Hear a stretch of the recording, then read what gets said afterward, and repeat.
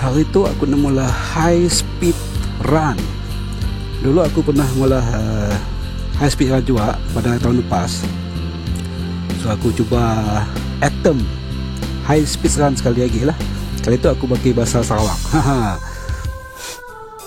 Okey, aku pakai Honda CBR 600RR. Ini motor aku.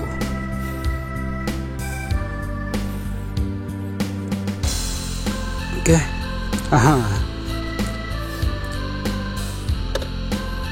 Jangan saya tahu aku tu orang Kuching, Sarawak.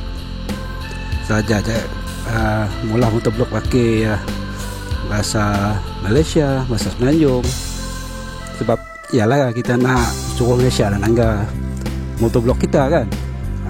Okey, sebelumnya aku nak share bunyi sikit aku nak belanja. Aku pakai exhaust Liovin. Liovin tu sebenarnya sih udah berapa kuat dalam APM Honda, tapi kita remnya tinggi-tinggi, bunyinya akan berteriak keluar. Jadi nak tu sisi tahulah punya screaming.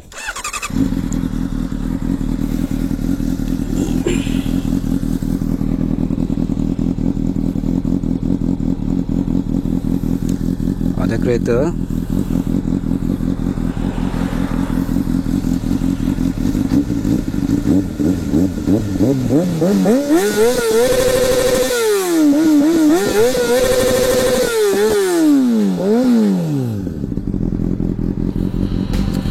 Okey, jom.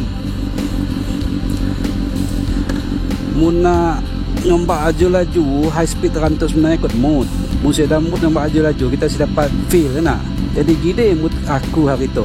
Nak madah excited, nak madah bagus si berapa juga, sebab maklumlah bulan puasa PKP juga. Nak kata saya dah mood pun si juga sedang-sedang lah ya. Jadi aku mula hal itu, mula silap sebab aku si pakai jaket. Harap sudah apa lah.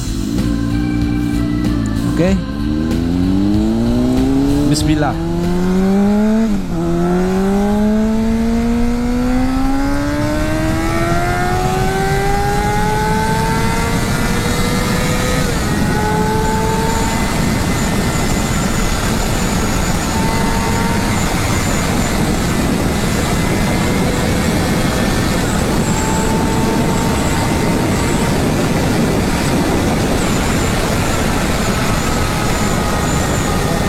Start.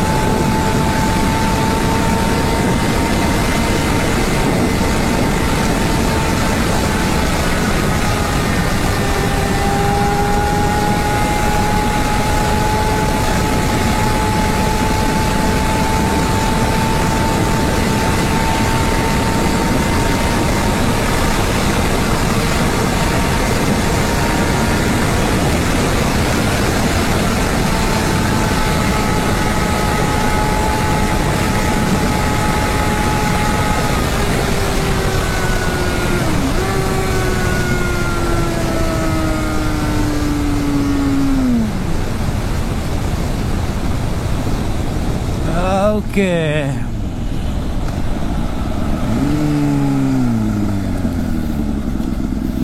Okey. Cakap jajak lah. Maklumlah bila mood sedang tu, nak kata laju galaksi juga dalam lingkungan 200 ke 220, masih kedai raya juga. InsyaAllah umur panjang kita jumpa lagi ya.